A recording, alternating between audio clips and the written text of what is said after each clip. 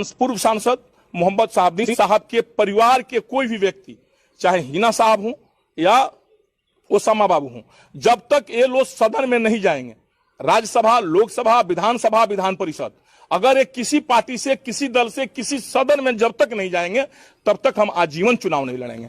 हम सीवान के जनप्रतिनिधि हैं, हम पार्टी के जनप्रतिनिधि नहीं हैं। हमारे सीवान में मोहम्मद साहबदीन साहब के साथ बहुत बड़ा नाइंसाफी हुआ है।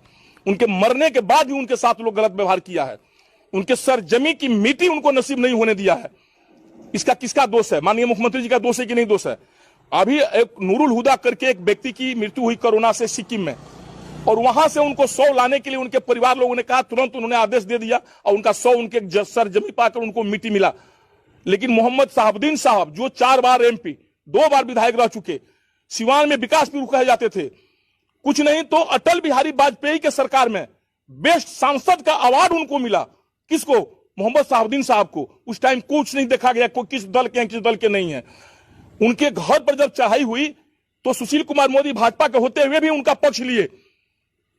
आप जोड़ लीजिए, ये भाजपा सरकार आरजेडी की थी, आरजेडी की सरकार थी। सर सरकार किसकी थी हम नहीं कह सकते हैं आपको। क्यों? केंद्र में तो अटल बिहारी वाजपेयी की सरकार थी। अटल बिहारी वाजपेयी नहीं तो इनको पुरस्कार दिए थे, बेस्ट सांसद का पुरस्कार दिए थे, अटल बिहारी वाजपेयी दिए थे उनको। सुन लीजिए आप। लेकिन उस सांसद को जो विकास पुरुष कहे जाते थे, जितना विकास सिवान में कर दिया, उसके बाद कोई विकास कर नहीं पाया उतना, और उसके बावजूद भी उनके सरजमी, उनके प्रतापपुर गांव की मिट्टी उनको नसीब नहीं होने दी नीतीश कुमार, उनको पाप पड़ेगा, कीड़ा पड़ जाएगा। आप जान जाइए, हमारा जैसा ब्राह्मण उनको शराब दे रहा है बात को।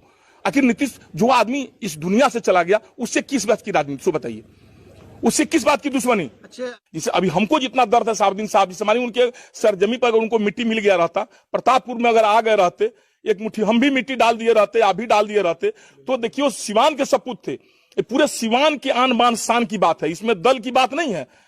उन्होंने जो मिन जैसे नियम बनाया, उन्होंने जो राजेंद्र बनाया, जो उन्होंने जो इतना काम किया, वो सिर्फ अपने समुदाय के लिए नहीं किया ना।